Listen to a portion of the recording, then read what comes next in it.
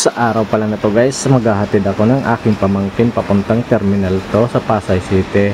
Kaya sinecure ko na kanyang mga gamit, itinit ko dito sa may top box ko. Oo nga pala guys, manggagaling pa kami dito sa Bulacan. At sinecure ko na rin yung paa ng aking pamangkin para hindi mabasa yung kanyang sapatos.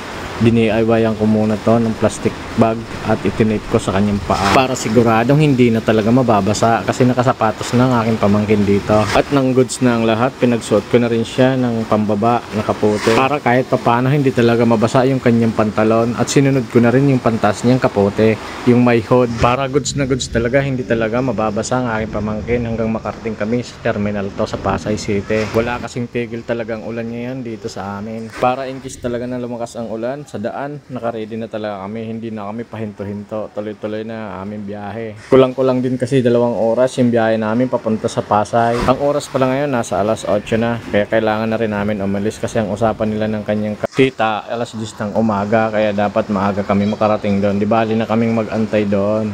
At ito nga, pumalis na kami, papunta na kami ng Pasay City. Medyo talaga maambon pa sa oras na ito. Sa panahon na ngayon, kailangan mag-ingat dahil medyo basa talaga ang kalsada. Kaya dahan-dahan lang kami dito ng aking pamangkin. Narating na nga namin ang Bonifacio Avenue at sa mga oras na ito, tuloy-tuloy pa rin talaga ang pag-ambon. Buti na nga lang talaga nakapagkaputi na kami, kaya tuloy-tuloy lang ang aming biyahe. At nadaanan na rin namin ang kalsada dito sa Quiapo. Sa ngayon, medyo pangit ng kalsada dito dahil may ginagawa hanggang sa inakyat na nga namin ang Quezon Bridge. At sa oras na ito, medyo tumila yung ulan at nagpakita si Haring Araw. Pagbaba namin dito sa Quezon Bridge, nadaanan naman namin ang Loton. At pinasok namin ang tunnel dito sa may Padre Burgos. At tumagos kami ng Top Avenue. Pagdating sa Top Avenue, kakana naman kami dito sa may Calao Avenue. Nang marating namin ang Roas Boulevard, dito na bumuhos ang malakas na ulan at inakyat na namin ang EDSA flyover hanggang sa marating namin ang Terminal 2.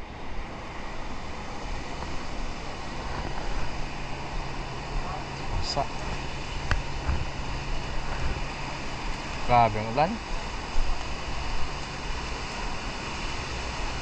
Chat mo ano. Bababa lang naman kung nasa taas sila. Pwede naman siya bumaba. Carson din ka. Sabihin mo nasa ano ka. Arrival sa baba sa may Jollibee. Kung nasa departure ka naman.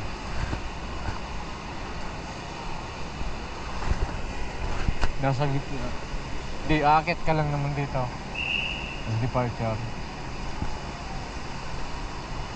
Okay na dyan. Para maano ka na. Hindi naman na dito ulan.